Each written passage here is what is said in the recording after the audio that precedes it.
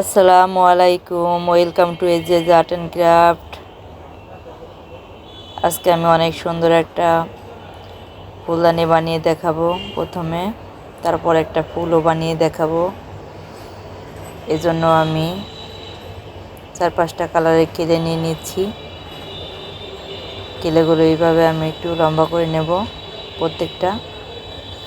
এটা দিয়ে আমি সুন্দর করে একটা রেইনবো ফুলদানি বানিয়ে দেখাবো। এটা কিন্তু দেখতে অনেক সুন্দর হবে, দেখতেই পাচ্ছেন। আমি পুরনো একটা রঙের কৌটা নিয়ে নিয়েছি।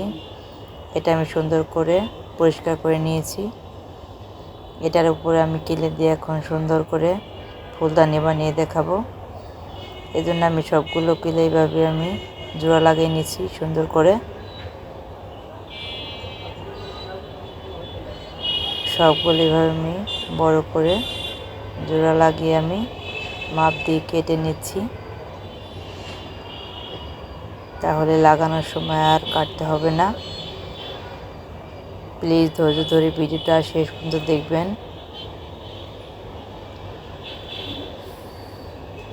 এখন আমি হলুদ কেলেটাও সুন্দর করে লাগিয়ে দিলাম।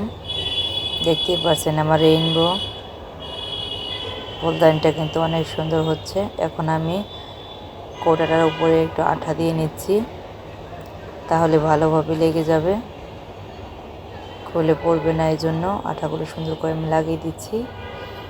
এবার এর উপরে আমি কেলেগুলো লাগিয়ে দিচ্ছি আস্তে আস্তে করে। জোরে করে চাপ দিলে এটা কিন্তু শেপটা নষ্ট হয়ে যাবে, দেখতে ভালো লাগবে না। এখন আমি জোড়া লাগিয়ে দিলাম দুই পাশে। দেখতেই পাচ্ছেন কতটা সুন্দর হয়েছে আমার ছোট্ট কিউট ফুলদানিটা। এটা কিন্তু বেশ ভালো লাগছে আমার কাছে। এখন উপরে একটু খালি খালি লাগছে, এই জন্য উপরে আমি আর দুইটা দিয়ে দেব, দুইটা রাউন্ড। এখন আমি একটা দিয়ে দিলাম, এর উপরে আমি আরেকটা ইউজ করব। একটা জোড়া লাগিয়ে দিচ্ছি। আমার ভিডিওটা যদি আপনার কাছে একটু ভালো লেগে থাকে, প্লিজ একটা সাবস্ক্রাইব করে দেবেন, পাশে থাকা বেল আইকনটি অন করে দেবেন। তাহলে আমি যখনই ভিডিও আপলোড করব সবার আগে আপনার কাছে পৌঁছাবে।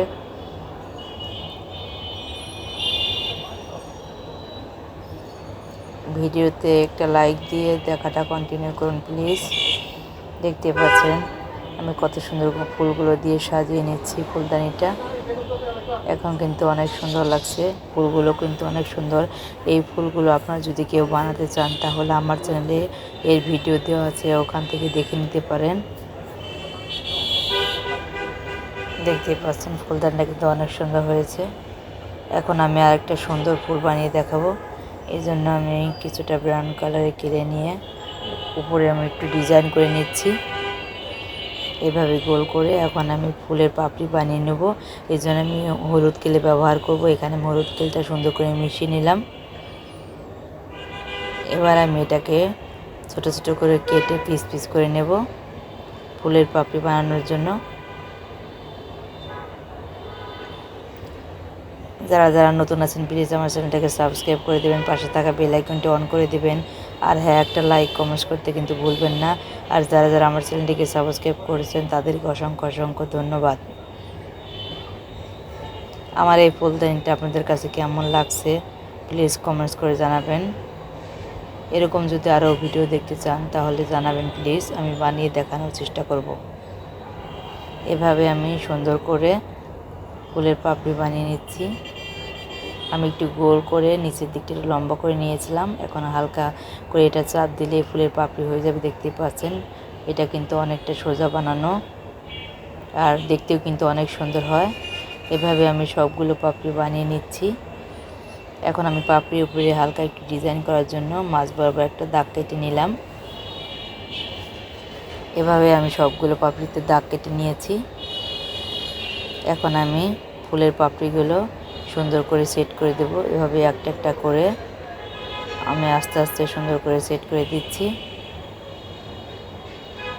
এই ফুলটা কিন্তু শেষে অনেক সুন্দর লাগবে, প্লিজ ধৈর্য ধরে ভিডিওটা শেষ পর্যন্ত দেখবেন।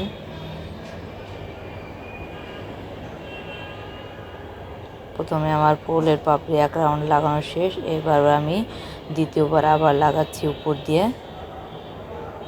একইভাবে আমি উপর দিয়ে আবার ফুলের পাপড়িগুলো লাগিয়ে নিব এইভাবে।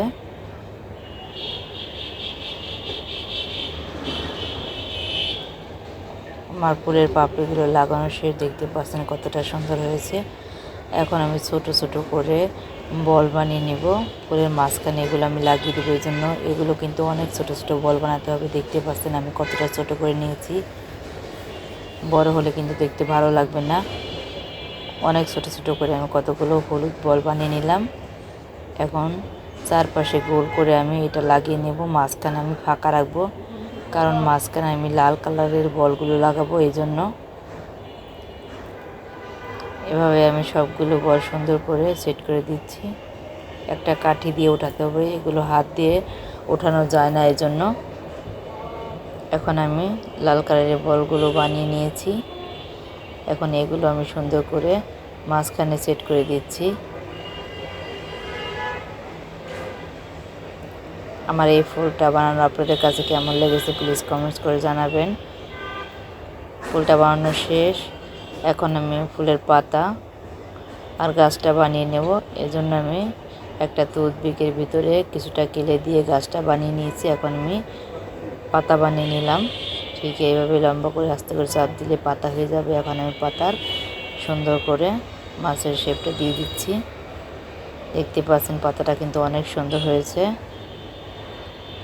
এখন এটাকে আমি লাগিয়ে নেব। এই জন্য আমি বোতলের ঢাকনা নিয়ে নিয়েছি। এখন এখানে আমি কিছুটা কেলে দিয়ে ভরাট করে দিলাম। এখন ফুলটা আমি গাছের সাথে লাগিয়ে নিচ্ছি। এবার আমি দুইটা পাতাও লাগিয়ে দেব। ফুলটা আগে আমি সেট করে দিচ্ছি ফুলদানির সাথে। এটা কিন্তু অনেক ছোট, অনেক কিউট ফুলদানি, আর পাতাগুলো আমি এভাবে সেট করে দিচ্ছি।